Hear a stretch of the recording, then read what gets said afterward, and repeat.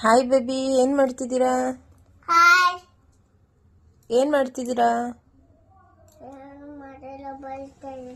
ಏನು ಬರೀತಿದ್ದೀರಾ?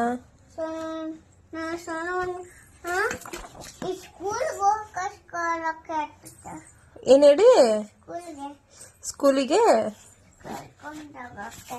ಯಾರನ್ನ?